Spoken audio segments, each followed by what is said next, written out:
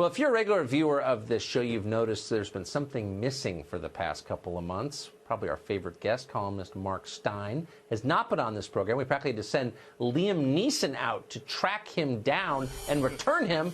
But Mark Steyn is back with us tonight, and we're grateful for it. Welcome back, Mark. Hey, great to be back with you, Tucker. Yeah, Liam Neeson rescued me from a bunch of Albanians who'd been holding me. It's Taken 12 coming to the multiplex near you anytime soon.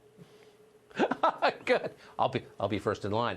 What do you make of this? The Democratic Socialists of America seem like they've been taken over by a bunch of Trustafarians from Brooklyn. Do you think what's happened? Yeah, I think it's actually, sometimes you see mass movements that actually dwindle into niche markets. It happens a lot. Broadway, for example, used to be the mainstream of American popular culture and then became a little boutique thing. Same thing happened with jazz. And these guys have gone the same way. And in fact, they're using the same choreography, those jazz hands. I don't understand why clapping, you've been talking about real problems with men in America. We're now watching a political convention where clapping is so triggering. Everybody instead had to make jazz hands like a lot of camp assistant choreographers rehearsing some number from Hello, Dolly. I don't like I find jazz hands triggering because it reminds me of old-time mammy singers. So it's like being at a convention of the Virginia Democrat governor and lieutenant governor and all the rest of them all doing their mammy songs. This is the degeneration. Socialism slaughtered millions. These Trustafarians couldn't slaughter anybody. They're not serious socialists. We've really missed you.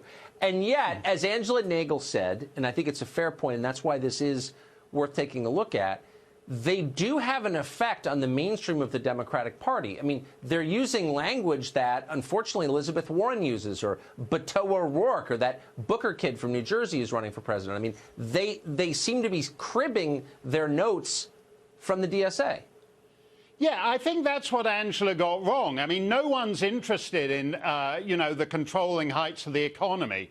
This nonsense is actually what they're about. And if you listen to the Democrat debate, which I watched from thousands of miles away, so it seemed even weirder, Cory Booker at one point said, we don't talk enough about trans Americans, and in particular, we don't talk enough about African American I want to make sure I get this right. African-American trans Americans. And of course, the answer to that is that on these terms, you can never talk enough about African-American trans Americans.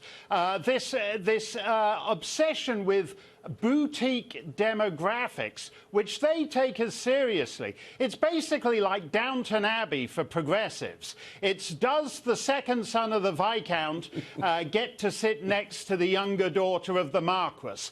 That is actually this, oh, well, I am a white woman of privilege, so I have to sit down at the far end of the table because an African-American, trans-American, non-binary person gets to sit at the head of the table. They take it all seriously. The presidential candidates take it seriously. It's an alternative reality that they've successfully created.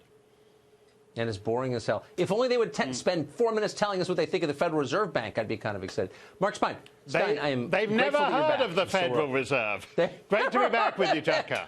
What does that have to do with trans Americans? So good. Thank you. Good to see you.